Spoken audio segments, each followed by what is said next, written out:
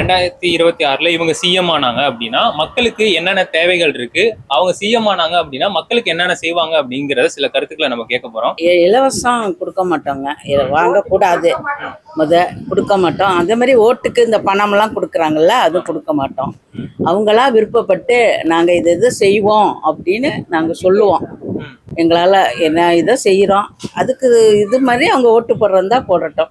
மெயினாக என்ன பண்ணலாம், சேஃப்டி தான் ரெடி பண்ணணும். பப்ளிக்கோட சேஃப்டி தான் முக்கியம். ஃபர்ஸ்ட் ஆஃப் ஆல் இப்போ நாங்கள் பீச்சுக்கு வராலும் யோசிச்சு நாங்களே வரோம். குழந்தை கூட்டம் வந்தாலும் சரி, ஃபேமிலியோட வந்தாலும் சரி, தனியாக வந்தாலும் எங்களுக்கு சேஃப்டி கிடையாது. என்ன பயம்? யாரை பார்த்தாலும் பயமா இருக்குது. யாரை பார்த்தாலும் இப்போ நீங்க சும்மாடி போல பக்கத்துல இருக்க பயமா தான் இருக்குது. நான் சிஎம் ஆனா முதல்ல எலிமெண்ட்ரி செக்ஷன்லேருந்து கல்வி பாடத்திட்டம் ஃபுல்லாக ரெவல்யூஷனைஸ் பண்ணணும். ஃபுல்லாக நாட் ஒன்லி 3 லாங்குவேஜ் 2 லாங்குவேஜ் எல்லாம். அது கூட எந்த லாங்குவேஜ் பர்டிகுலராக தமிழ் தழுவிலாக அடிச்சுக்கல.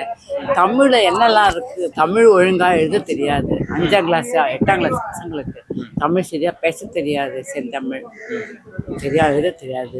நல்ல தமிழ் பேசுறதுக்கு, நல்ல பண்பாடு, நல்ல இது பண்றதுக்கு தமிழ் ரொம்ப முக்கியம். அதுதான் உங்களோட அது வரை சிஎம் பாத்துக்கலாம், எல்லாமே மாறிடுமே. அது எங்க அடியில இருந்து தான், பேஸ்ல இருந்து தான் ஆரம்பிக்குது. சோ அந்த பேஸவே நீங்க மாத்தணும்னு நினைக்கிறீங்க, அப்புறம் மொத்தமா மாறிடும்.